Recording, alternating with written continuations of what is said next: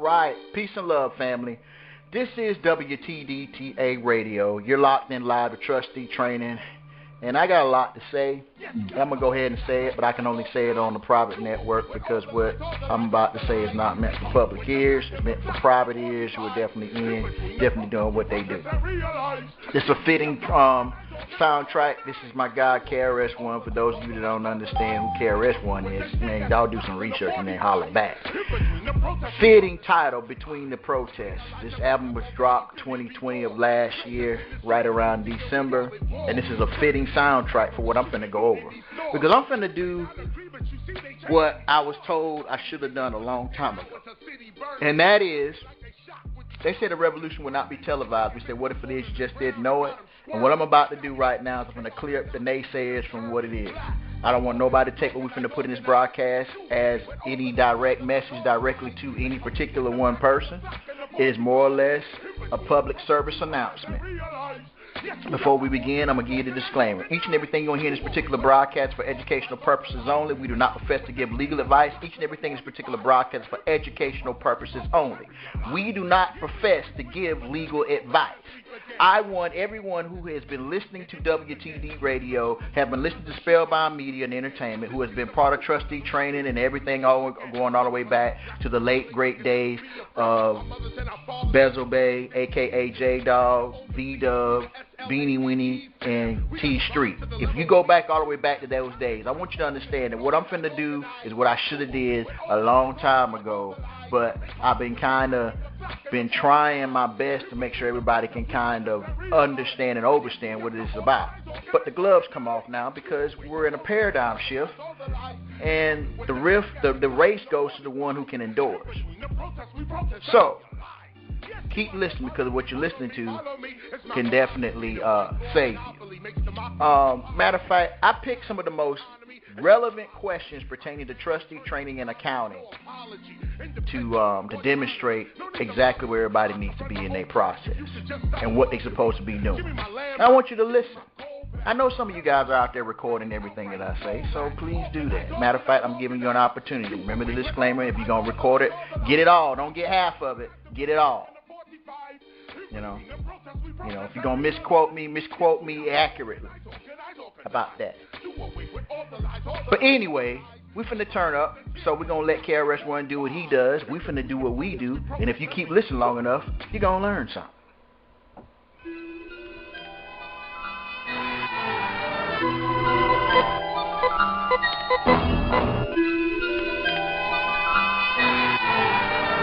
I'm going to tell you the truth, though. Really? I like to read a lot. Books be uplifting me. Words help you see a lot. This book was a gift to me. Chuck D presents this day in rap and hip-hop history. It's a reference book. It puts important dates in a list for me. Jamel Shabazz, A Time Before Crack.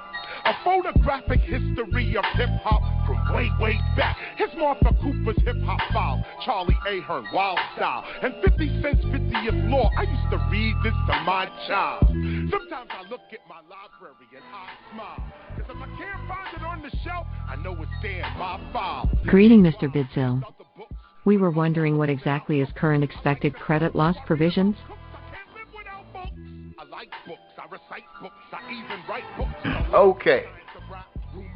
Most everybody I come in contact with have no idea what current expected credit loss provisions are. So let me explain. Current expected credit loss provisions is the new accounting standard that was introduced. It was brought into fruition in 2015, implemented in 2017, and now is the accounting standard for all three-way reconciliation. So if you're in commerce, whether you're doing your accounting or you're letting someone else or some other program do it for you, they are being scrutinized by current expected credit loss provisions, otherwise known as the industry as CECL, CECL, current expected credit losses.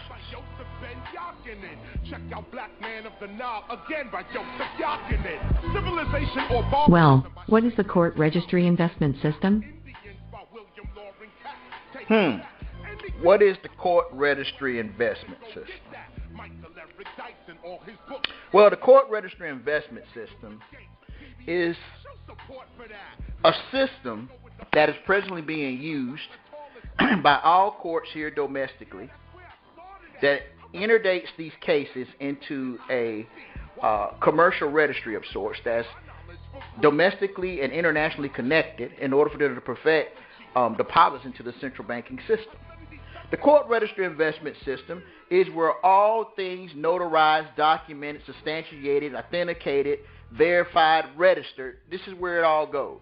If you are using a birth certificate that has been hedged and ledged inside of a court registry investment system, if someone happens to transition and they've died and they left something to go to probate, and you have a probate case, well, that case has been hedged and ledged into the court registry investment system. If you're getting married and you get married through a court scenario where you go before the justice of the peace, well, that marriage certificate is being registered in the court registry investment system. If you are using Social Security benefits, those benefits are being heavily regulated in your state and or federal government, and it's being hedged and ledged into the court registry investment system. So what is the court registry investment system? Is the very system that you're utilizing, and whether you are scheduling a court date, if your documentation has to be authenticated, certified, and registered, if you're in the application, a certification, and registration, then you're in part of a trust agreement, and that information is being hedged into the court registry investment system. And how does the court registry investment system monetize these cases? Good question. They monetize these cases because each case that is put before the system is literally hedged as a private certificate of a deposit. In other words, you heard of CDs. So think about CDs as certificates of deposit. So your court cases are evidences of certificates of deposits that's made with the central banking system. That's actually the forerunner for the Federal Reserve System. And every case that has been given a case number have additional CUSIP numbers that are used for security, monetization, and debt securitization purposes. What is most preferable for implementation, a civil law notary or a licensed attorney? What's more preferable? A civil law notary for implementation of these securities or presentments, or an attorney? I get this question a lot, so here's what I've learned. A long time ago, a lot of these processes were done by individuals who simply gathered this information and went out in their own tandem and developed some sort of process. I realized after looking at a lot of the cases that came across my desk, a lot of people were not using accounting, but they was trying to simply leverage an opportunity. For example, they would come to Diversity Trust, Bezel Bay and Associates with a tax issue, and then because we agreed to do X, Y, and Z, they wanted us to stand before them and represent their estate in something that they've done. Now, court is a honor process. So if you were already in dishonor, whether you contracted willy-nilly or you didn't know, ignorance of the laws, no excuse, you screwed that dishonor process up. And the only way it's going to work in most of my cases that I've experienced is that you got to be in honor. You got to get back in honor. And that requires you to expand your knowledge of who you are in these transactions. So I suggest that you always use a civil law notary, because a licensed attorney, and again, if you are a licensed attorney, y'all know how I feel, but I'm going to put it out there. If you got a license and you're an attorney, then please show that to me, because I've never in my life seen a licensed attorney. Anyhow, to answer that question, I always prefer a civil law notary, because I can show you a civil law notary, but I cannot show you a licensed attorney.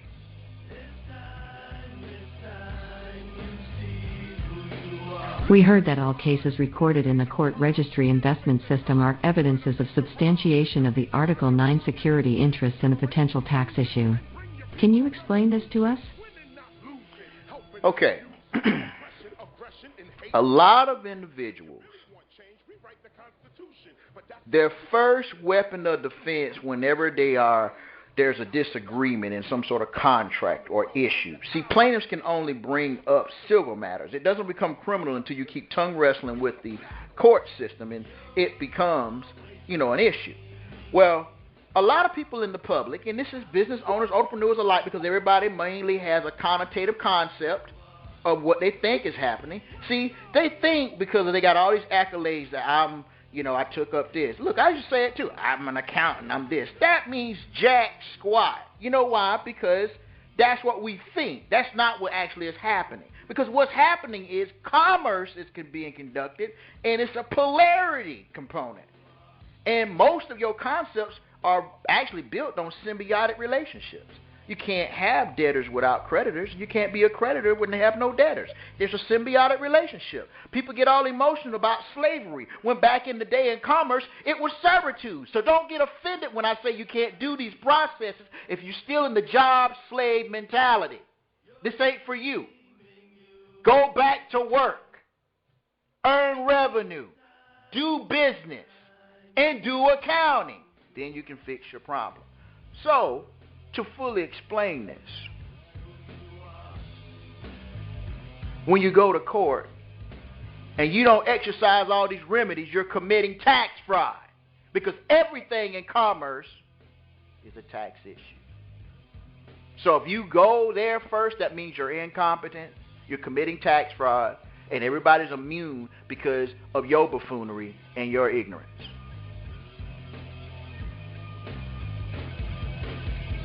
We also heard that United States Constitution is really a trust agreement. Can you explain this in detail? All right. Here's the deal. The United States Constitution and all those constitutions that were written beforehand, when they say we the people, most of us believe that they was talking about us. Me. I'm gonna just speak on me. I ain't gonna speak on you. I don't know you. I thought when they said we the people, they was talking about me. I thought they was talking about me.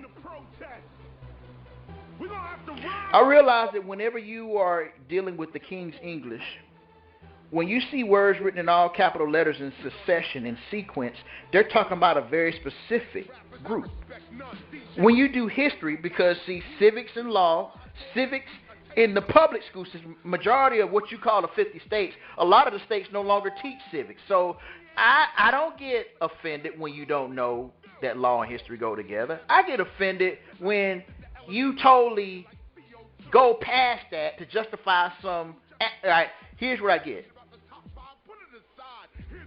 You want to fix your problem, but you don't want to become responsible by holding everything in that component accountable, including the straw man.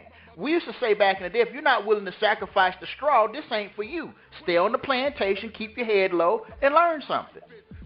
This ain't for everybody. This process, even though it works a lot of ways for a lot of people, it ain't got nothing to do with us. It got everything to do with you. It ain't about what I know. It's not about what I will do. It's about what you know. Because, see, belief and faith are degrees. And most individuals who come with problems, they have a belief and a faith, which is the problem. If you want to change that problem, you must have a different belief and faith, because the body goes where the mind is. So the Constitution is talking about a very specific group of sovereigns. And so a lot of individuals have been scared to death to use the word sovereign. I'm going to speak from experience. When I was on my vacation, they had me labeled as everything but a domestic terrorist, sovereign citizen, the whole 9 yards. But here's the deal. The difference between most sovereign citizens and Bezel Bay is that I just didn't talk out the side of my neck. I was applicable. See, there isn't anything the system can do to me except for free me now. If you incarcerate the body, you free the mind. The mind is a free, ever-flowing, compassive energy. All they want me to do is stop opening other people's mind to the fact that they're in prison. In every prison, even in every prison, you have to have trustees. They want me to stop doing that. And I took a vow never to stop bringing forth truth. But I'm not going to cast pearls among the swine. So if you're really trying to get it together, you're in the right place at the right time. If you're just a fly on the wall trying to figure it out because you heard something, then keep listening because you're going to learn something. So, for those of you that think the Constitution gives you a right, you better do a checkup from the neck up to see exactly who you are. Because if you're not considered a human being unless you have a nationality. What is a transmittal letter? Who can... Okay. A transmittal letter. A transmittal letter, let's break it down. When we do arbitration with PAGE, which is Private Attorney General's Executives, for those of you that have been in arbitration, don't know what PAGE stands for and have no clue on the group and the organization that's behind it, PAGE is the Private Attorney General's Executives. I was made a member of PAGE because a client had an issue dealing with international commerce, and I was asked to sit as a witness, and later discovered that there was a need to do arbitration among those who were conscious. Later I found out that it works best when you have knowledgeable civil law notaries in the process. Because, see, everybody can't be in arbitration. Let me say this another way. Some folks, and I figured out that actually they need somebody to bring their case before arbitration, because they still are wrestling with, they got an identity crisis. You start dropping a whole bunch of knowledge on them of self, and they still think that George Washington was the first president, they black, Negro, and colored, and because they give you fiat, you their indentured servant, and you're supposed to have all the answers, and they ain't got to take no responsibility for their own actions in their own commercial endeavors. And then you become the bad guy when you say, look, I sent you information. Did you read it? I'm not here to hear all of that. I want you to, hold on. You're the one with the problem. You got to be the change you want to see. Just as fast as information will find you, it'll leave you because it doesn't belong to any of us. It's just that. The information will make you free if it becomes a part of you. But if you're riddled with self-doubt, you're uncertain, and you just don't know, then you got to work that out. And that is that's natural law.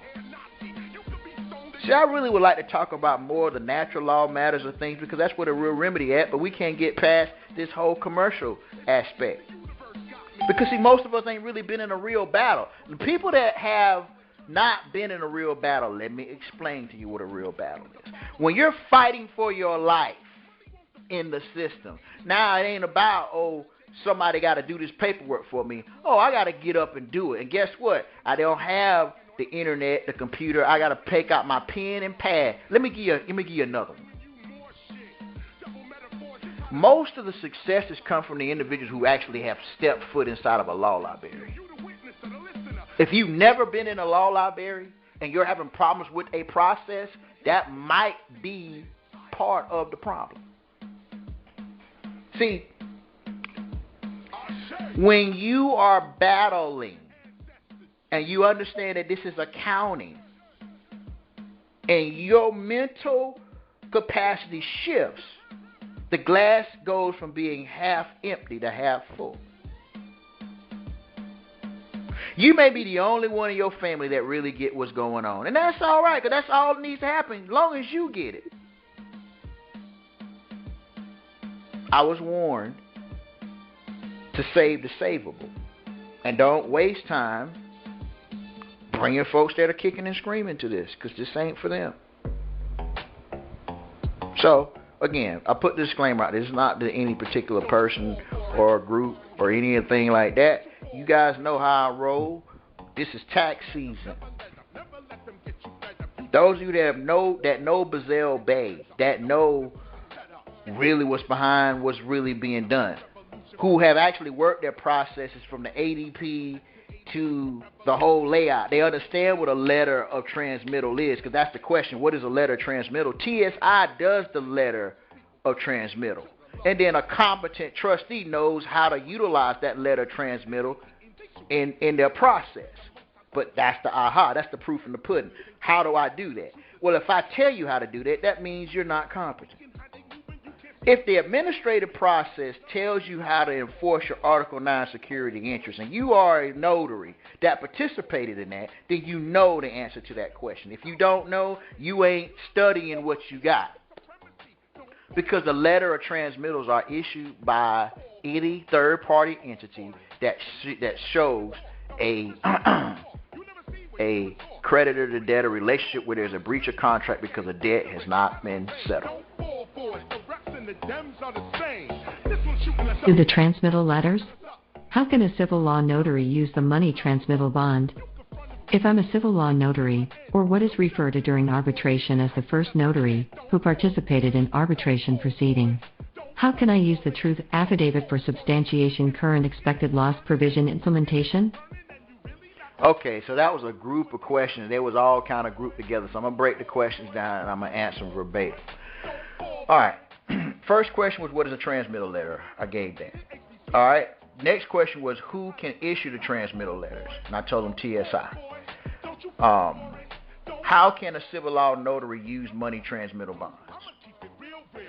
Well, when they perfect their Article 9 security interest and they do current expected credit loss provision implementation, that money transmittal bond is used to move the Article 9 security interest from one accounting ledger to the next ledger. So you got to know all those variables to know how one will use it. A civil law notary will use it in their own commercial registry because the civil law notary is the commercial registry.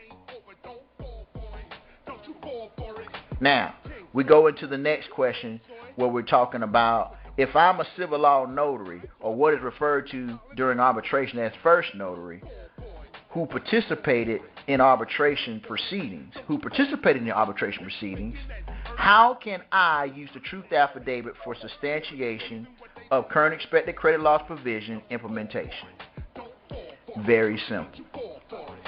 The truth affidavit is an award letter. Okay? And the award letter comes off of all of the facts that was done through discovery. So the civil law notary was doing noting and minting of everything that was being done in the proceeding. So to answer the question, the civil law notary can use a truth affidavit as current expected credit loss provisions allowances. In other words, what's on the truth affidavit is actually a allowance. It's an allowance that's used by the fiduciary for credit loss. It's an allowance for credit losses.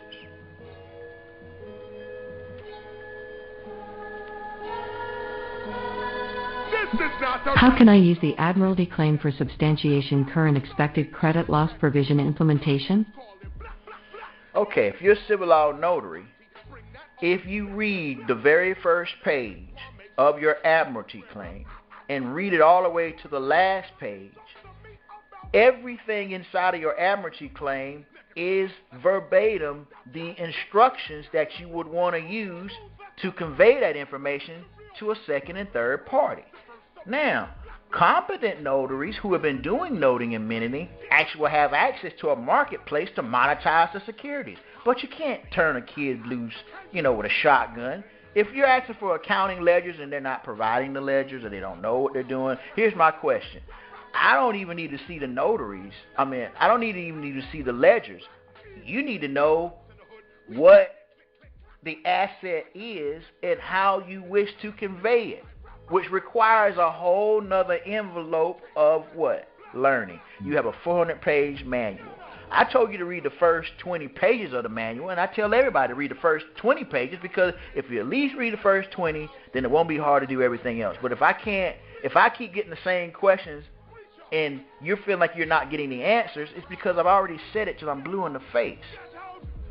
Instead of reading it, you want me to tell you. And me telling you don't help you because you got to learn it. You got to use it. So, to answer the question, how can I use the Admiralty claim for substantiation of the expected credit loss provisions implementation? Follow your Admiralty claim to the letter.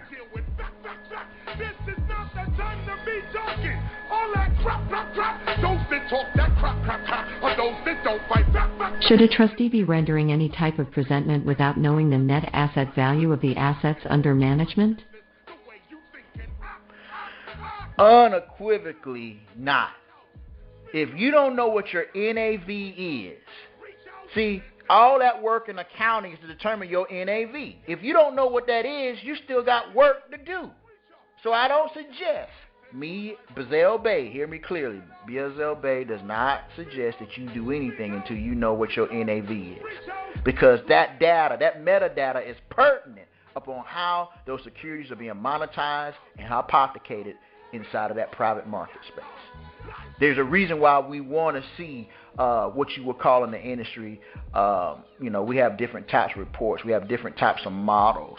I don't want to put in proprietary information, but those of you that are notaries and or participate in arbitration, there's a particular model that we use. Well, I tell you what, I'll use a public term. It's called a discount cash flow model, DCF.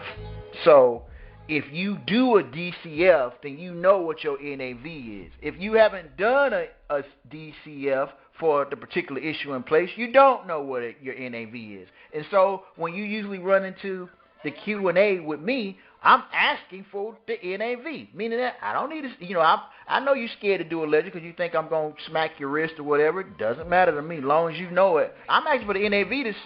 I want to see what your homework is. Now, when I don't see it, it's very hard for me to get into what should you do. See, I'm not with you when you're spending in commerce. I don't want to be in your hip pocket like that. I'm not managing what you're doing. You're the manager. I'm asking you to convey the information and substantiate that supports whatever you're trying to do. Not take my concept of what I think you should do and it becomes what you're trying to do because you're not me. There's a reason why I'm doing what I'm doing and why I'm doing it and saying what I'm saying. It's not about what I say. It's about what you know. So no, I recommend that if you do not know what the net asset value of the assets under management are, then no trustee should be rendering any type of placement until they know that.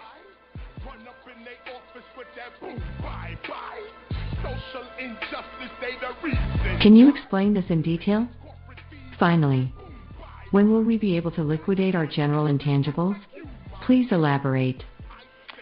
All right, I answered the other question. I already went into what I feel a trustee can't do in terms of presentment if they don't know NAV. The final question, when can we liquidate these assets, these general intangibles? I'm ready for funding. When? Now, here's something that everybody who knows Brazil already knows.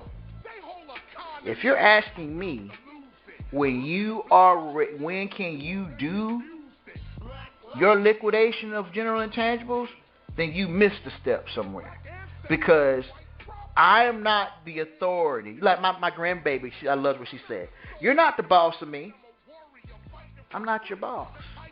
I can't tell you when you're ready to liquidate. Now, if I was engaged into your everyday bookkeeping and accounting and substantiation in a regular schedule, then I could be. But it's extremely difficult for me to tell you when to liquidate your general intangibles when I have no idea who you are in these transactions. So you should be able to tell me when you're going to liquidate. If you're going to do something on Friday, you should be telling me, not when can I. And if you're at that stage where you're thinking or you feel that someone's got to tell you what to do to act, then chances are there's probably so much information you might have missed a step. Now, these are the most general type questions that I get. And with that being said, I want to make sure that everybody understands, look, the present day paradigm with the new ChatGPT phenomenon being used by a lot of individuals across the board, those recent bank failures have literally increased our revenue by 300%. And I'm going to show you how to basically, utilize that tonight. But taking all what you just heard and a couple of things you've learned along the way, in this particular course of compliance officer training, which deals with how to increase revenue by 300% tonight, we've aligned an algorithm where if you understand the net asset value or you've determined a certain formula. So I'm going to give you the formula. all arbitrational cases end with an M3 conveyance. And those M3 conveyances can then be used to provide M2 and M1s to recipients. If you do not understand what an M3 asset, what an M2 asset, and an M1 asset, I ask that you go to a website called Investopedia and look up those terms: M3 asset, M2 asset, M1 asset. Again, to get a clear understanding. I'll just give you the breakdown. An M3 asset is what we call a time deposit. An M2 asset is called a checking or savings account, and an M1 is what you're going to call cash. So an M3, which is a time deposit, is the safest type of asset that one can actually utilize. An M1 is the most dangerous. It's the most liable. An M2 is so in the industry they'll call it money, near money, and near money. So an M3 asset is considered a near money. A M2 asset is considered near money, and an M1 is called money. Now, the definition of money, which I think you should look up in an Investopedia, is very different from the general population's perception of money. I'm going to deal with M3 conveyances in this fold. Every M3 conveyance needs to have in front of it a transmittal letter. It needs to have a UCC1, a UCC3, and also a UCC5. There should be a letter of credit from the verbiage that's on the UCC5. And right before the M3 asset is then, right before the M3 asset, there should be some sort of money transmitter bond. So there's a transmittal letter, a UCC1, a UCC3, a UCC5, a letter of credit, a money transmitter bond, and then the M3 asset. So there are 6 things that need to go on top of any M3 asset conveyance. If you conform your thinking that anytime an M3 asset is to be conveyed, it's got to have those other 6 things on top of it, then you will not get lost. You will be an expert as a compliance officer in M3 conveyances, and you can kind of dictate who gets what. Now, the ChatGPT AI has made it very easy for these type of conveyances to be done, just like how I'm having conversation with you in this class. If you were able to schedule an arbitration hearing, I've done 4 arbitration hearings over this weekend where those that are looking to receive remedy simply had their audio recorded, and then we allowed the AI to create what we call a case syllabus. And this case syllabus has every tax form. This case syllabus has a case summary, case number, and at the end of it, it has the M3 asset. So all you simply have to do from the syllabus is create the transmittal letter. All you have to do inside of the syllabus is attach the UCCs, which are included underneath the tax forms. So in this syllabus is everything a competent fiduciary will need. But you got to understand that the ability to convey it to an M2 and M1 is not your primary mission. Your mission is to allow the value of arbitration to be placed, authenticated, and substantiated in that format. Then whoever's going to receive it has proper instructions through the transmittal letter, the UCC filings, the letters of credit, and the money transmittal bond to do what's there. And yes, in some instances, because we have enough intel, we actually include the transmittal bonds and everything inside of the actual syllabus. So we've allowed the AI to do a lot of the heavy lifting.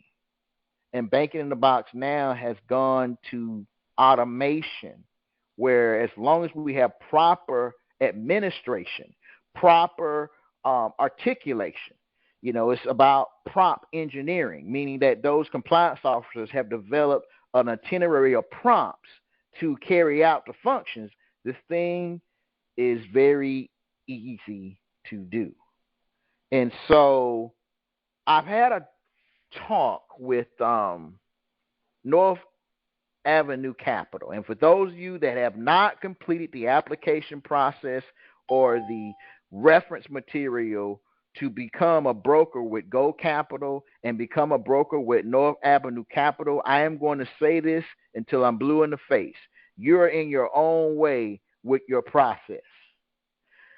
The minimal commission for one type of, because I'm doing a ratio, and most individuals that are in trustee training, compliance officer training, they want to buy some sort of real estate.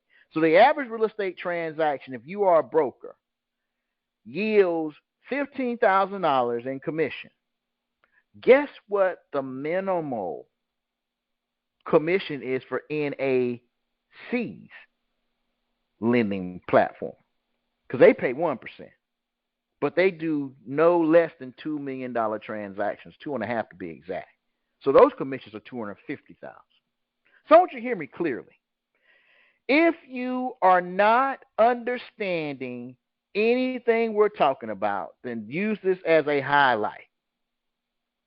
If you have a tangible idea that can be insured, and once that idea has been insured, it can be reinsured, then arbitration will allow an M3 asset to fund your project, to fund your real estate transaction, to fund your business expansion, to fund your equipment leasing, to fund your warehouse purchasing, etc., etc. It doesn't matter whether you get initially approved or not. We need the application in order for us to acquire the necessary data for us to be able to implement a money transmittal bond to get you across the finish line. In other words, there's an algorithm, but we have to apply that on the information that's already in a data set. And these data sets are what you're going to call for this conversation your credit report. Now, each one of these forms that I've expressed has a very specific function. But I'm going to talk about the things in a succession where you understand how they're used. Well, the UCC1 determines who has the Article 9 security interest. It determines who actually is the lender and who's the borrower. It establishes who is the secured party creditor and who is the debtor. The UCC3s are what we consider as addendum, additions, changes. Like there may be a scenario where it starts out as one debtor, but you may need to add a debtor. It may start out with one creditor, and it may need to be added a creditor. That's what we consider an addendum, a change. Then also, you have what we call a termination. If you want to report credit, all that is a UCC3 showing that the debtor paid the creditor. So therefore, the initial UCC1 has been terminated, which constitutes credit reporting. So if you actually file a UCC3 and terminated the security interest, well, that creditor is actually reporting positive credit on behalf of the debtor. Then we have the UCC5, which is one of the most misunderstood forms in the whole triage. It's a correction form. Well, ladies and gentlemen, what are we actually correcting? We're correcting the status of the record that this particular individual who wants to utilize this M3 asset is actually operating not as a debtor, but a creditor. It's correcting that status. That UCC5 is for the correction of information that may be in the consumer report. Because now, when you have gone from a debtor to a creditor, you can be listed as an accredited investor. And an accredited investor gets all of the bells and whistles of lending platform. They're not competing in the lower level trumps that a lot of individuals find themselves. A lot of individuals will apply for credit, and when they receive a denial, they think all is lost, when in actuality, it's an opportunity. See, they didn't say you didn't get approved and we're not going to lend to you. They're saying there was not enough data to substantiate what's there. Please provide more data so we can give you the loan. Underwriting always wants to underwrite. So even when you get the denial, it's the loan officer. I know this because I am a loan officer. It's the loan officer that's pulling the plug on the deal because it might not be worth his time and energy of doing. You don't have substantiating documents. He's got to run you down to do this, that, and the other. It ain't worth his time. So that's how denials become disapprovals and this, that, and the other. But the algorithm, the AI technology that approves loans, wants to do a loan, and it needs data. So these UCC forms help confirm, authenticate, and validate the data. Next, you have the money transmitter bond. I have worked out a strategic agreement with Go Capital, which is one of our lenders, and North Avenue Capital, that if the client is in a position where they otherwise would not qualify for funding, and we allow a pledged asset like a surety bond that's backed by a money transmitter bond to be handed over to the lender, would they then consider approving the loan? And we got a unanimous yes. So when you go through arbitration, it's guaranteeing that the loan is funded properly. So an application, which is an application, registration, certification, becomes a trust agreement. And your loan officer already has a trust agreement in the form of a broker agreement with the lender. That's why I have encouraged, and I'm going to continue to encourage all of you that have not done this to become brokers, because that establishes a trust account, a trust agreement, if you will. You're able to literally sell money and guarantee financing as long as you're able to direct traffic. And this is how you increase your revenue by 300%. Because one commercial loan with Go Capital is $15,000, and one commercial loan with North Avenue Capital is $250,000. Who doesn't understand that? Matter of fact, let's open up the lines. Let's ask some questions, because I think I done talked long enough. Everybody's been unmuted. This is Q&A time. Who has any questions over anything they've heard up until this point? Who needs some clarity over anything you've heard up until this point?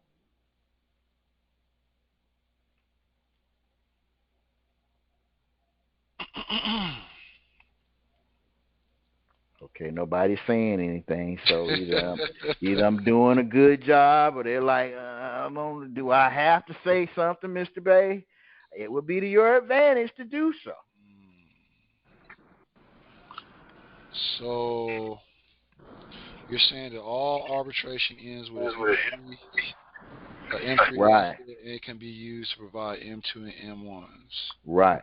Brother Hunter, are you there with us, big bro? Yes, sir, Brother Bizzle. Did you receive your M3 package inside of your syllabus today? Sure did. Is the package real difficult to navigate? Not at all. Not at all. Structure for everybody to understand what's going on in the transaction. Exactly. So those things, if you make whatever you're going to use from arbitration in the form of an M3 asset, and you attach that surety or money transmittal bond in that, then it doesn't become your burden of how to convert it to liquid. That's the recipient. That's the bank's burden, not yours. So this is Lamont. Sorry. So basically, you're saying that the loans, pretty much the loan is guaranteed, because right. at the end of the day, all you have to do is go through arbitration. And because we have all the components in place, i.e. the notaries, i.e.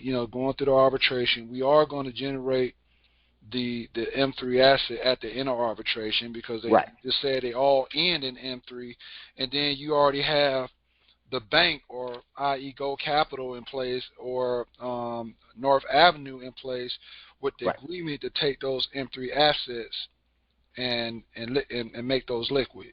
Exactly. So what that does, it takes the no out of the transaction, but it does in certain instances make you really focus on the focus, because it's not about whether the loan is going to be approved. It's about performance. It's about, okay, I need to take this capital and really get some go-getters to make this happen, because they're not just doing this for their health. They're looking for us to come back for some more products. Mm-hmm. So it's about tangibility. It's about equity. And I will go ahead and give everyone in this class what most have to pay for. I'm going to give it to you. I don't talk about the black card on purpose because it's an area that gets a lot of new people in trouble because they don't understand security. But I'm going to give it to you. When I say there's a form for everything, there's a form for everything. And most individuals that stumble into this accepted for value information, they get fascinated with the ability to use all these negotiable instruments, and the first thing they're trying to figure is how they're going to acquire and buy something. Now, what we just covered in this last 45 minutes is a start to finish on how you do that. But it's not really a complex structure, but to the average person, it's somewhat complex. It's not just super simple. I know I make it sound simple because I'm trying to explain it a certain type way. But really, when you get the fundamentals, it's really simple. It's about, okay, the ability to borrow and the ability to lend is how this thing is going to be done. And I have to have a third party that says I'm worth a certain amount to be able to convey the M3 to a 2 and a 1. Now, if you were a Harvard and Yale graduate, I would have this same conversation, but it will say, well, in order for you to transition to the private sector, you got to buy 10 shares of Berkshire Hathaway, and they got to be A shares.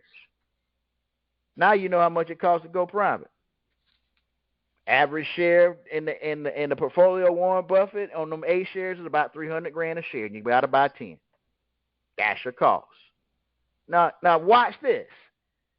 Lawyers go into that frame of mind, and that's what they build. So when they look at you, if you already have a Berkshire Hathaway in your portfolio, now they're going to treat you like a accredited investor. Every bank that you talk to is going to treat you like an accredited investor because that's the wide door. But there's only a certain amount of individuals that can play on that level. Now, Berkshire Hathaway also has B shares. B shares are $2,000 a share. Berkshire Hathaway A shares, $300,000 a share. B shares are $2,000. What you'll find out is a lot of lawyers say, well, damn it, I didn't know there were B shares. I didn't know they had a plan B. So, yeah, they got a plan A and a plan B. The ultimate goal is no matter which way you go, you end up in plan A because having A as part of your itinerary opens these doors. So when you utilize Go Capital and North Avenue Capital, you're prepped to go ahead and start utilizing that open door. Listen to me carefully. If a pre-approval on Go Capital is minimally $15,000 on a commercial loan, and a pre-approval on North Avenue Capital because the loan started at 2.5 is $250,000, and you do a commercial loan, for a trust under Go Capital, and then you go secure land to build something on through North Avenue Capital, that's 2.5, how much in commission have you made? Minimally.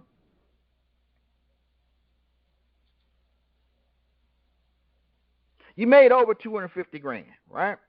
Now listen to me carefully. Both North Avenue Capital offer equipment leasing, just like North Avenue Capital offer equipment leasing. But Go Capital's equipment leasing, the minimum invoice is $25,000. The invoice for North Avenue Capital starts at $200,000. So let's say for laughs and giggles, you got a startup business that you take directly through arbitration, and you end up in a commercial real estate transaction. You're going to need equipment. You're going to need stuff to do what you do. Now, I'm just throwing lowball numbers. you have enough commission where you can buy into the A sector with Berkshire Hathaway. Are you following me? Mm-hmm. You can buy a share of Berkshire Hathaway. And I don't recommend just buying one share. I'm just saying. You got enough where you can do so. And once you acquire that asset in your portfolio, you don't have to look for the private sector. They're going to find you. Those are the triggers. And there's a lot of space between what I'm saying. See, when you get into that mode, now, if you wash, rinse, and repeat, $12 million a year is what, if you can structure your business to average $12 million in sales and revenue, it's tax-free.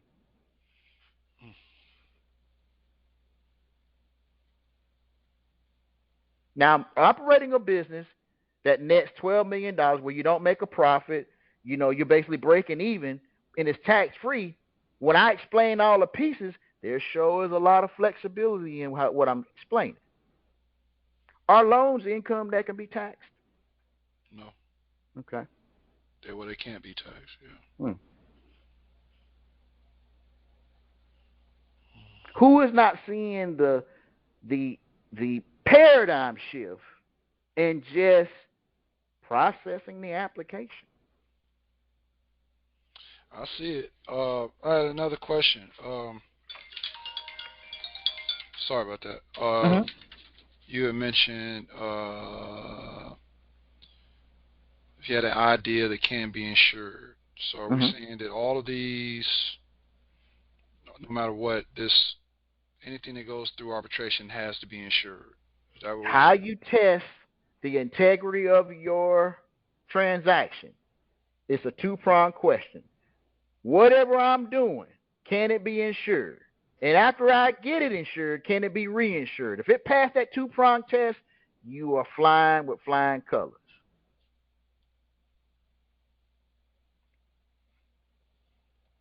So this is something that we need to ask our clients. Right. This is something that you need to do your homework. This is why when you're looking at the application, you are supposed to be using your AI technology to extrapolate metadata that can be insured.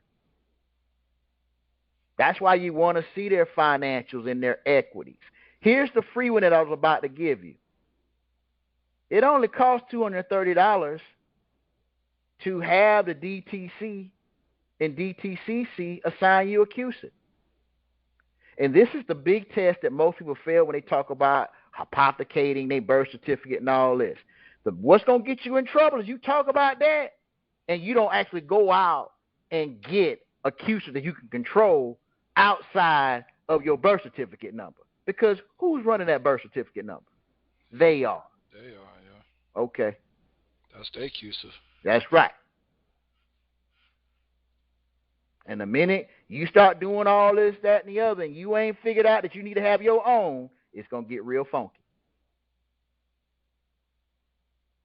It only costs 2 pairs of J's. Well, one pair of J's costs about $250 now. Well, it costs. If you buy a pair of J's, that's why the system comes down on it. It's like, okay, so let me get this right. You don't want to say your birth certificate is worth millions, but you won't spend $230 to even get it security registered? You playing. And that's why they take you slap off the board. They don't have no emotion tied to it. You got no business in this conversation. So I stay away from it because when you get into accounting, you're going to run into it. Like, how much it costs to get a CUSIP? Oh, $230. Okay. You do it. Then when you do your DTC application, magic happens. It's no resistance. You don't have to get a sponsor.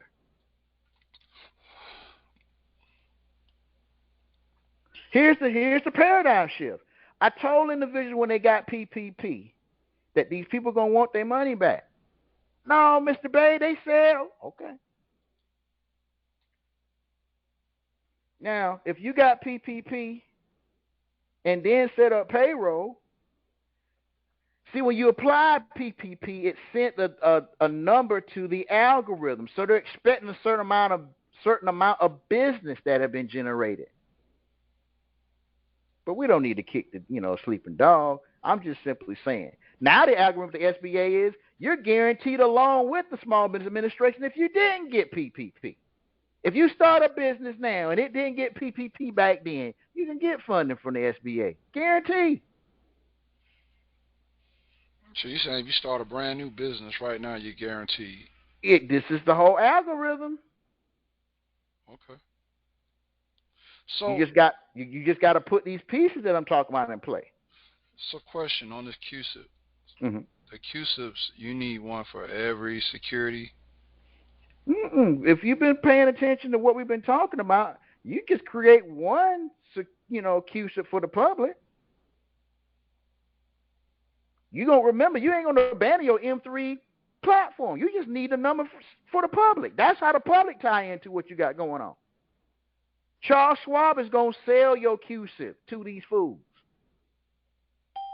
Get out of their way. Get a QSIP. Let the public do what the public do, and you benefit in the background.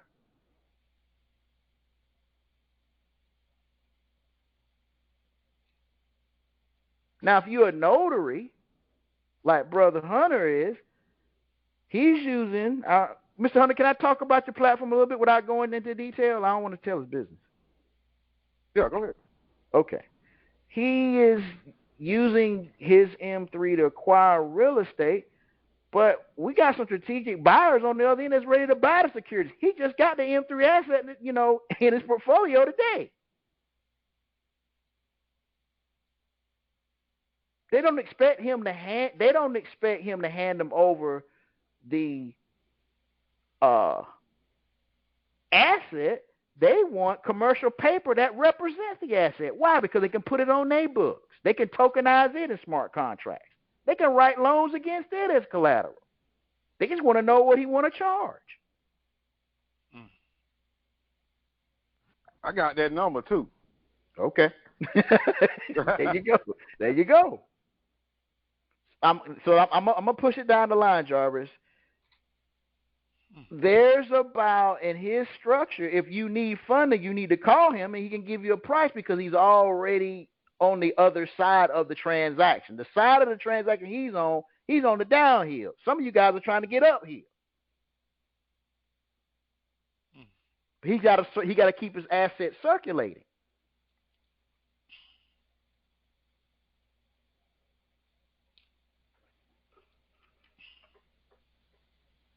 But I ain't gonna put the brother's business out there. Y'all reach out to him.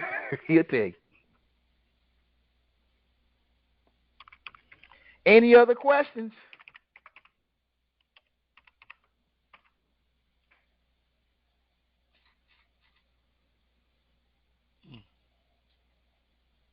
Any other questions on how you can increase your revenue by 300% tonight? Okay, so with the QSIP, now I got a question. Is that the only thing we'll need is fiat to go on and obtain that? Yes. See, you got to remember your syllabus has all the things they're going to ask. You just got to fill out an application. That's it. And the file fee. Let me get on that. What you do is, for individuals who you want to bring in, incorporate that into the fee. When you talk to them, it's like, look, we gotta get this thing registered.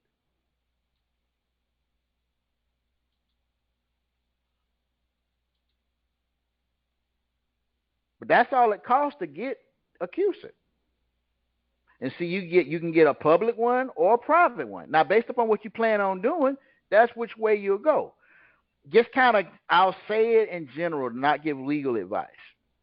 If you're going to be doing M3 conveyances, then you want a QSIP for a sovereign bond. It's called a sovereign bond, a private security. It's not going to be a publicly traded stock. It's going to be a private. So that's the one you want to apply for.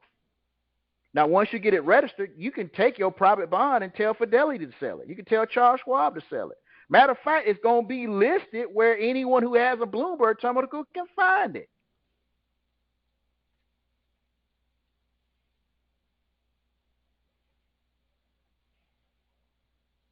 You can use an OID to move value at that point. Now you just OID in it.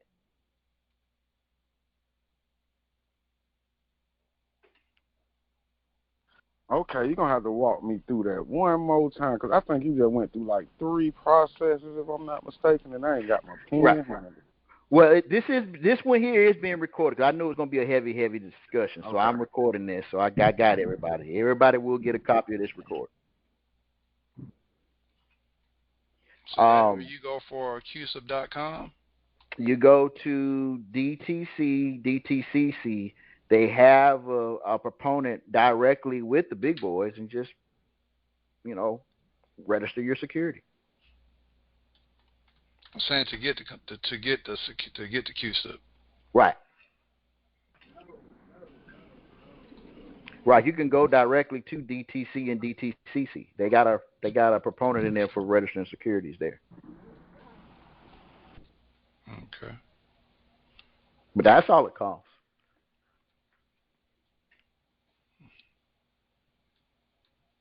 See, what a lot of individuals will do, they'll start a shell company, and they'll fail to do that part because they're afraid of the accounting and LBO and all that kind of stuff. Now, those of you that are already in the new Bittrex space, don't forget about your private placement manual. That's where that's going to come in. It's going to walk you through how to do this painlessly with the forms.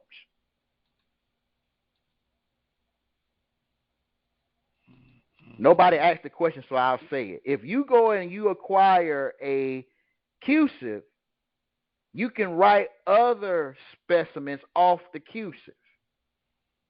Think about the system, right?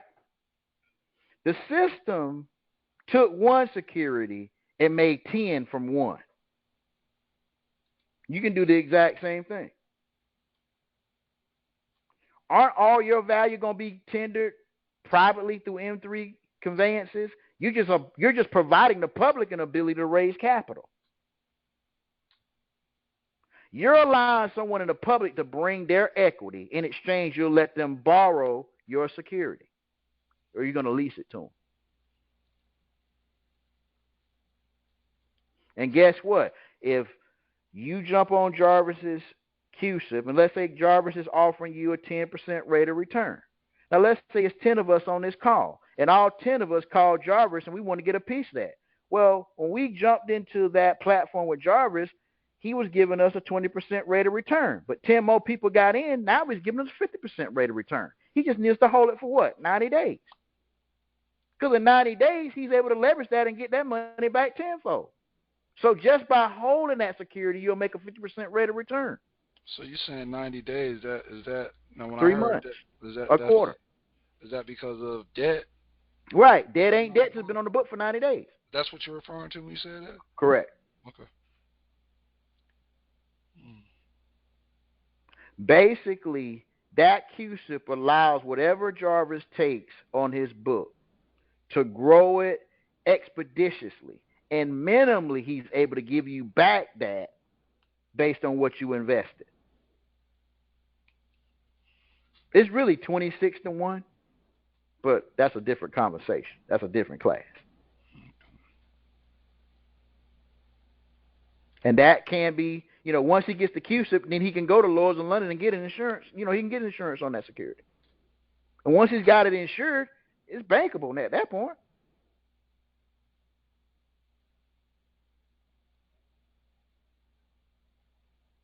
He might get off into homeowner's insurance or car insurance or, it's a lot of things. When you're at that level, they're calling you.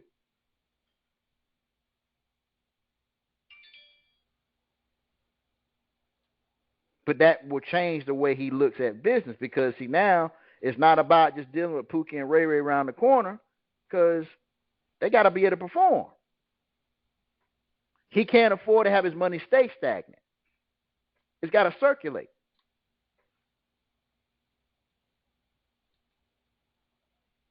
He's looking for someone who can spend $20,000 or $30,000 a month that can utilize maybe $2 to $3 million in capital tomorrow. And if you offer him equity, then guess what? He can create another security off the equity.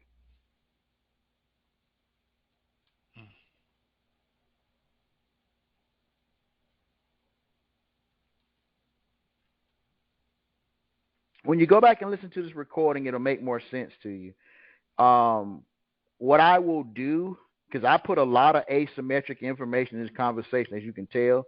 If you allow me at least a couple of hours to transcribe this, then you'll see the asymmetric information that you're hearing. You'll see it.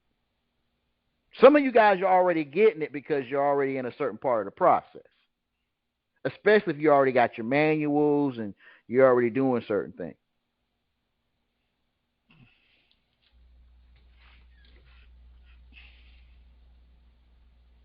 And yes, nobody asked the question, but when you're doing M3 conveyances, you can do short selling.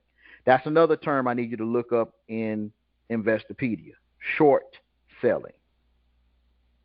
What do you think short selling means? Anybody want to take a stab at it? Is that the same thing like when you're doing mortgage and you need to get out of a mortgage, or instead of foreclosing, you can do a short sale? It's a little different when it comes to investments. Like that's a concept for mortgages. So everybody in their prospective spaces has a format for short selling, and the short selling I'm talking about is dealing with equities, stocks, bonds, and things of that sort.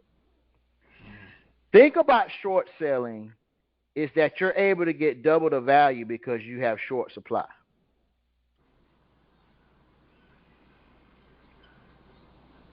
So you're not betting on the uptrend, you're betting on the discount. So when you short sell, you're always buying stock when the price is getting cheap. Let me say it another way. When the price of a stock is going down, that's when you're loading up because you're going to short sell your premium shares. You follow me?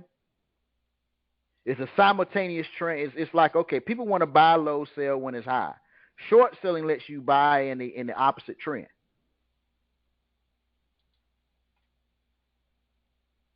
You can buy when the stock getting high and go low if you short sell. You just got to apply the strategies in a certain polarity. In stocks, they have this thing called puts. So think about any type of stock that's being in the aspect of a put as the value of it going down. And when it's being called, or it's a call option, that means the price of it is going up.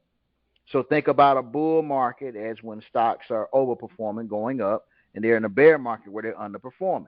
So when you're in a bear market where stocks are underperforming, short selling is very profitable.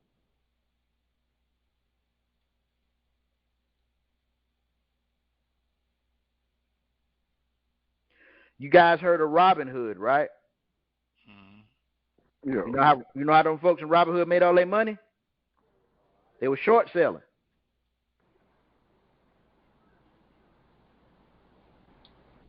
And as they short sold, they was able to get in, get out, and get totally in a whole different capacity. Now, everybody else who waited too late, they were stuck with those liability contracts.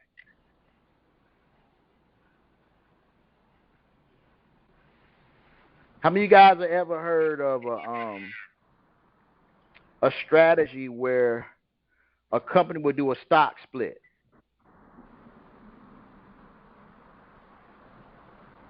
A stock split benefits the shareholder who can endure because the company guarantees that primary shareholder, first dibs in the stock split, where they're not going to issue no more stock. They're just going to split the ownership. So usually the guy who has the most shares at the table, he's calling the shot on the stock split. So everybody needs his vote for the stock split to go down. So he's going to get some bubbles for his trouble. It's like, well, how bad you want it? Now, I paid $5 for it. If you give me $20, you can have it.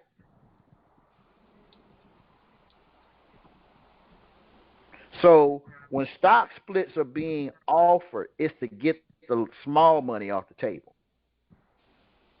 That's when the big players show up. Big players show up when stock splits are being done. It's a way to get low capital individuals out of the space. See, once you get into doing your own securities, there's only one stock strategy. You buy it and you hold it. You see how I said that? If you buy it and you hold it, the longer you hold it, the more it's going to be worth. Ain't got nothing to do with the stock market no more. Ain't about how much you spend. It's about how much you keep.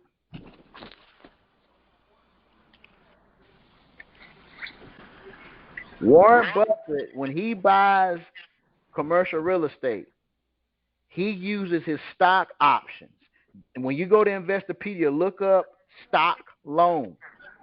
Literally, he will take those CUSIPs, pull them together, and use that as collateral to buy a resource like land.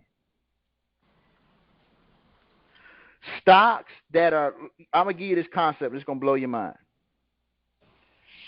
Warren Buffett looks at what he'll have in his coffer 18 months from today. And he reaches into the future with commercial paper and buys those real estates tomorrow off of stuff that he's going to do 18 months from today. He's able to create paper that don't mature until the 18 months from now. But the bank will hold it as collateral and give him a line of credit that he can buy stock with.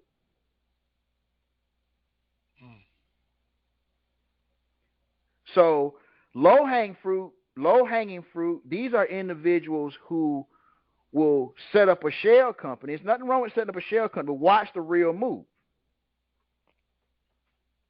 If you want to control a company, you just need to have a certain amount of shares, like 1%.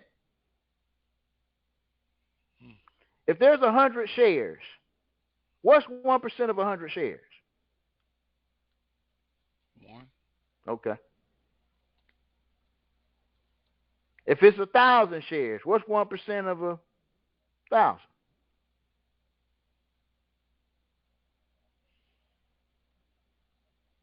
Is that 10? Okay. If it's 10,000 shares, what's 1% of 10,000? 100. Okay. So when you understand that you can acquire that 1%, and once you have that 1%, someone else will lend you the other 99.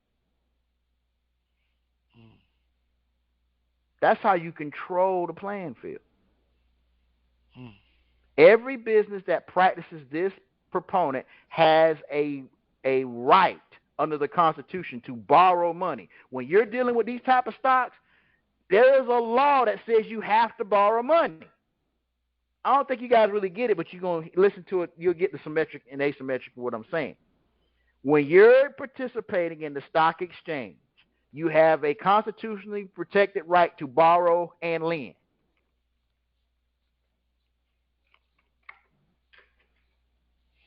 One of our questionnaires, when we would question potential investors to see whether or not I could afford to take you on as a client, is that I will ask you, what is your primary, objective to investing? And if you say everything but borrowing and lending, that tells me you are below average as an investor. And anything that you get that's above a high school education level is going to be real risky. Now, what I'll do is I'll offer you full service brokering. That's going to cost you a whole lot more, and we're going to make money whether the stock does anything. But that's safe for you. You get your little 2, 3, 5%, you good. You happy. You could have made 300%, but you settled for the 1, 2, that's safe. Notice the elite will tell you and I, save money. Save your money. Put it in a savings account. That's what they tell you, right? They tell you that so they don't have to do it. Don't they control the banks? They control the bank now. They're telling you to go put your money in their bank. Wink, wink.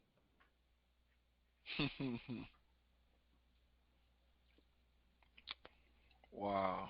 When you ask them, well, where you put your money? Yeah, that's when they light up that Cuban cigar. Like, well, that's an interesting question. That's when they'll hit you with, OPM. OPM stands for what? Other people's money. What's AUM? Assets under management. All right, They're going to tell you it's about OPM. Then they're going to tell you they got assets under management. You ain't figured out it's the same thing. You ain't figured it out. You ain't figured it out. Wow. This is that language I'm talking about. That's when I've seen some stuff like that where when people, and what I'm looking for, I'm try this long story short. When I've seen people say stuff like they have X amount of value and assets under management. They get X amount of assets under management, and they use that as like their assets actually. Exactly, because under a leveraged buyout, you can do that. When you do an LBO, you can. If you buy a certain percentage of stock in a company, that becomes part of your balance sheet. You absorb that liability on your balance sheet so you can use it, like earned revenue. That's another one. There's a strategy you're going to learn where money that you haven't made yet you can use tonight. You ain't made it yet, but you can use it tonight. So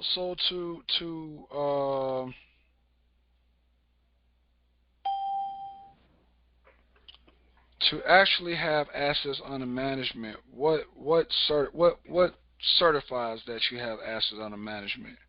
Just a contract with the contract will be the primary thing. Let's not abandon the formula so I don't confuse the new people. If you got a transmittal letter, UCC 1, 3s, and 5s, and a money transmittal bond, yeah, now you got an AUM.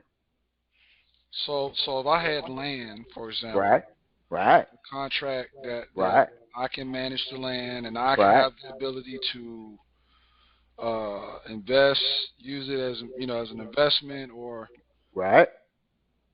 and so just having that contract with that similar verbiage or something in that in that lane, then I could present that as assets under management, as assets under management, use that as collateral, and just something like we're discussing right now.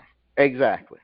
And go through arbitration and exactly. You got to do arbitration to give it the perception that you want commercially. It has to be done arbitrarily. Through arbitrage. Okay.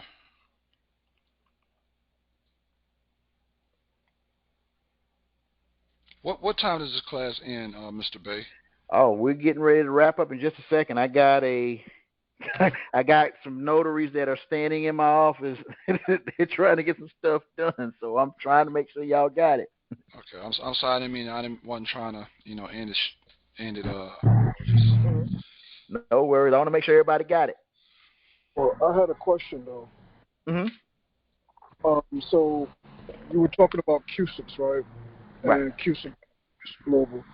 But what I'm trying to understand is like you were sharing something with us about using Ginnie Mae's CUSIP to purchase commercial real estate. That's the one, LBO. Like those individuals that have, I presented all of the guys and gals that went into our other district space a very important manual by a very predominant gentleman in private placement. This is his own private publication that gives you the ability to do that. I just speak about Ginnie Mae's fluently because I've been with them for a while, and I know with a REIT you can do that. Now, no other. If you're not dealing with a REIT, I'm never going to tell you that's the method of approach because you're going to be in your own way. Like notional pooling is not allowed by domestic entities, but a REIT isn't a domestic entity. So if you structure your REIT domestically, you got to do a little more homework to get the full effect. So what if you just buy? Can you just buy the security from Ginnie Mae? You sure can. Become a Ginnie. The best way to do it publicly is to become a Ginnie Mae issuer. That's all. Just fill out the application and say you want to become a Ginnie Mae issuer. But how does that put you into the drip though? How does it put you in the drip? Yeah. You can author the drip if you're a Ginnie Mae issuer. You can write the terms.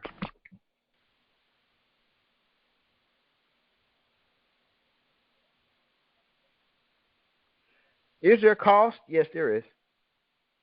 To become a Ginnie Mae issuer, what does it cost? $600 to get a DOT and MC number with Department of Transportation. I think to become a Ginnie Mae issuer, last time we assisted individuals doing that, I think it's like $1,200. But it's worth it. It's definitely worth it. Last fiduciary I helped do that, he spent $1,200 to become a Ginnie Mae issuer, and then after he became a Ginnie Mae issuer, the Ginnie Mae reimbursed him $25,000 on future dividends reinvestments that he was entertaining. He didn't even start them. That was his commission. It was one of those deals where it was a simultaneous transaction, but nonetheless, that's a different conversation. But yeah, I recommend doing Ginnie Mae's with REITs and dealing with international bills of exchanges. That's going to put you in the novational hot seat. Notional pooling is not allowed by domestic entities. But if you're not a domestic entity, then you are allowed to do notional pooling. And for those of you that don't understand what notional pooling is, use Investopedia to please research notional pooling. It's a very interesting concept. You don't have to have a Harvard degree to understand it. The prospectus just makes it seem like you need a Harvard degree on purpose. What type of trust does the IRS have jurisdiction over? Simple trust or complex trust? Simple. Okay, so that's why the prospectus is how many pages, and it sounds complex. It has to be. It's not rocket science.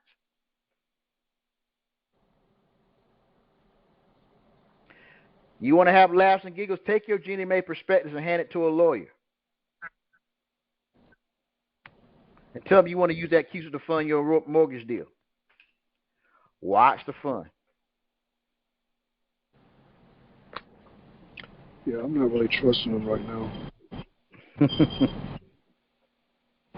I mean, I spoke to the legal show people, and I was asking the lady about filing my motion or my UCCs, and she told me that was considered litigation. Your approach should be you already have these in an arbitration perspective, and you just need assistance with filing it in the law perspective. I told her that, and she said that their law firm considers any type of additional actions as litigation. I'm like, how are you litigating something for something that's already finalized? You're just doing right. Find a new law. I'm not. Yeah. Find another law firm. Find another one. Was this the Deming law firm that you called? I believe it might have been. I spoke to their receptionist, and then I spoke to some Caucasian lady that was the attorney that was there. Okay. Fifth, you're in Georgia, right? Yeah, she wanted to argue the point. Like I told her, I'm not here to argue about any of that. Right. Because if it's the Deming law firm, they got quite a few. I pulled some files of quite a few folks all throughout Georgia that does it, because we use them all the time. Well, I already realized that for each of us, we're going to all have to go through our own little hurdles and tests, no matter, even if it's someplace that people have already been. You're talking about people, us changing our situations, and it ain't going to just be simple. No, you got to always keep in mind, it's not necessarily that your approach is wrong. It's the individual that you're speaking to. This is how I'm going to say this. What you're doing is right. They just got a problem with it.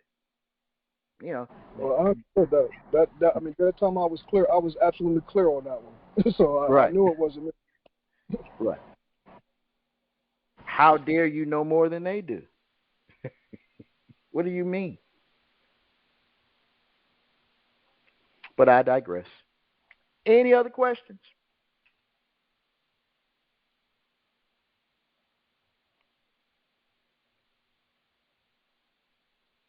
Any other questions pertaining to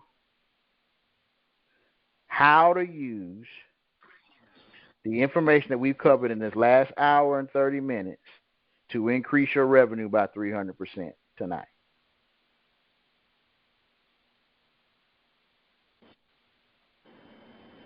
Hey, I have a question. Greetings. Talk to me. Greetings. I was late, right, to the call, so Mhm. I can jump in with the 300% increase and stuff. I can get it. What was the method? What are we using? The same the insurance. The method is yes. The method Oh, okay. for making this applicable is understanding that corporations, LLCs, we're just going to call them legal entities for conversation purposes. It's about having a certain status that gives you the ability to leverage the playing field. So having something in your profile that states that this transaction can be insured, is being insured, or will be insured in the near future gets you 90% of your funding from that statement. And after you receive funding, it can be reinsured by the lender. That's 100% financing. The only thing now is what is most advantageous to the institution as far as tax principles. What's most advantageous in terms of debt to income ratio? Loans have to be given where you're only spending 10% of your disposable income. So the thing that a lot of people think is holding them back really isn't holding them back. They just aren't looking at the glass the right way. So once you go through arbitration, once you have you have a transmittal letter, you have a UCC1 and a UCC3 and a UCC5, and you draft a letter of credit, and then you allow the lender to finance a money transmitter bond that can be held as collateral. Now you have covered it being insured before you receive the money and reinsured after you receive the money. The minimal commission that you make with Go Capital on any commercial transaction is minimally $15,000 because the average commercial transaction is about $150,000. So if most of your transactions are going to involve acquiring some sort of commercial real estate, and you decide that you're going to be the change you want to see, you're going to go through arbitration, you're going to let one of these members write your loan, or let's be real clear, to increase your revenue, you're going to find someone who needs money and sell them money, but you're going to make sure you got the whole package. And how you determine whether they're going to get it or not get it isn't their credit score. It's whether or not it can be insured and reinsured. Those two yeses guarantees everything else. Now, when we arbitrate cases these days, at the end of arbitration, we issue you an M3 asset that day. We include the tax forms, every tax form you ever will need. We include a ledger, everything you will need. The verbiage for your transmittal letters, everything you will need, and a transmittal bond. Matter of fact, the entire process has been fully automated. But you can only utilize this in the manner of how I'm presenting it So you're guaranteed funding. Now, that's just on Go Capital. North Avenue Capital does the exact same thing, but on steroids, and the commissions are bigger. Because in North Avenue Capital's minimal commission is $250,000 because they're doing $2.5 million loans. They don't do small loans. This is USDA type stuff. And there's only certain businesses that they don't really F with.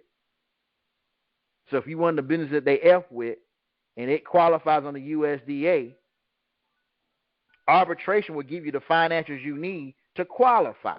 So there is no no's, but just the commission itself and attaching those EINs to your profile. Now when you apply for different things, if you are a broker with Go Capital, if you are a broker with North Avenue Capital, and you apply for a loan and it says co-applicant information, well, guess what information you put on there in the co-applicant? Go Capital's tax ID number, North Avenue Capital's tax ID number. In their broker agreement, you are allowed to do this through arbitration. So there ain't no no's. And the ability to increase your revenue by 300% goes like this. If you find someone who can utilize capital and they can fill out an application to see where they land, then you can easily see in 30 days over $250,000 in commission. These are going to be special types of clients that can utilize what's being done. You're not going to do, bad market deals because now the capital's got to circulate. You want to lend to someone who has a tangible business that's going to do business. They're going to use the money to buy the equipment. Like, I'm going to kind of give you what the gentleman I spoke to, his name was Mark with North Avenue Capital. And what he told me today was very enlightening. He expressed that, look, we can't put the cash directly into the CFO's bank account, but we can purchase the equipment for the business. If you're going to get real estate, once you tell us the real estate is $1 million, then we are going to transfer that $1 million to the seller. We're not going to put the $1 million into the CFO's bank account. And then I caught on to why he was saying that. And then we got into a very interesting conversation on the 1%. He said, look, we minimally lend $2.5 million, and these are United States government guaranteed programs. So when we have a client that brings the financials, and if you got collateral, like we're guaranteeing to finance this thing if they show up 80%, 70%, and 90%. So, of course, if you got a bond that can cover what we don't cover, we're closing these things left and right. And after that conversation, I started prepping for class.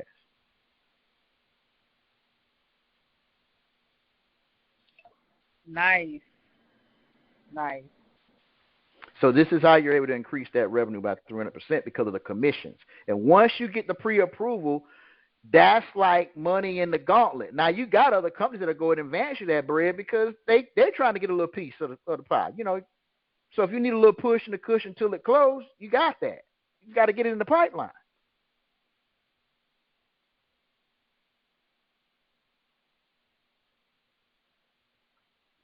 That's the formula.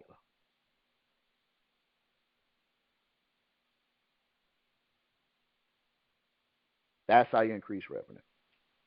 I have more lenders than these two. It's just if you get these two, you're ready for the remainder.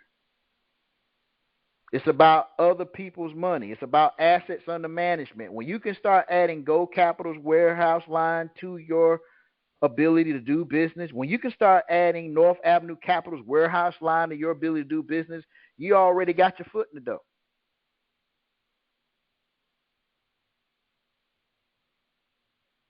if you let's go here, so you show the simplicity of it. If I have a black card with no limit on it, and I send you to the store or to the vendor to acquire an item, and you have a letter from me stating that this is my card that I'm allowing you to use for this transaction, if you got my permission and all the stuff, power of attorney, whatever it is you may need, depending upon where you go, to use that card, is the merchant going to scrutinize you using it if you got permission to use that card in that transaction?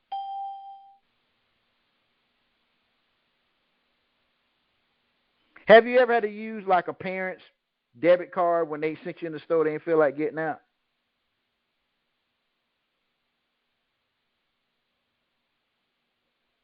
Oh, don't tell me I'm the only one that has ever happened to. I understand exactly what you're saying. Right. So when you get the credentials, it doesn't matter whose name is on the card. You're trying to get the what? The resource.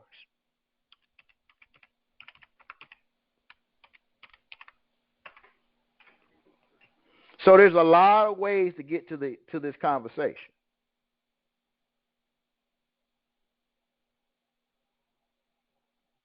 These are exciting times to be alive. And again, brothers like Mr. Hunter, who has, a platform being put together as we speak, in order for him to keep his capital going, he's looking for tangible businesses to fund. I'm going to say this, and then hopefully this will spark some more questions. If not, you guys can give me a call, reach me in Bitrix, and we can chop it up on a one-on-one. Every person who has gone through the initial platform that has their $10 million in M3 assets can serve as a collateral provider for anyone that hasn't done a loan. Now, don't expect them to do it for free, but also understand that there's some synergy between you and them, because you need the loan and they need to leverage their asset.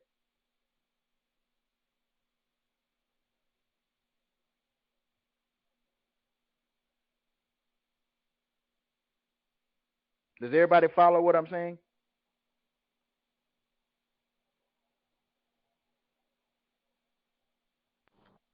Absolutely.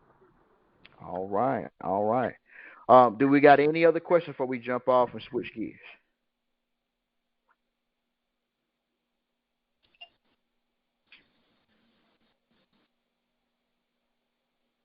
Okay. Well, I did a great job. If somebody just going to wait and listen to the audio and then they'll figure it out. They don't want to ask no questions, man. Oh, they kill me. But that's okay. Look, I appreciate everybody's time and energy. This recording will be made available. I just got to get it through our transcriber and get it done. It'll be posted inside of the Bitrix Spaces. I'll be at the office till at least about 8. So if you need to reach me, feel free to message me through Bitrix. I'm going to go through a training session with our notaries in-house now so we can get everybody rocking and rolling. So, again, I appreciate everybody's time and energy. Feel free to reach out to our office. And, man, let's get some stuff funded. Let's get it funded. Peace and love, family. Peace and love.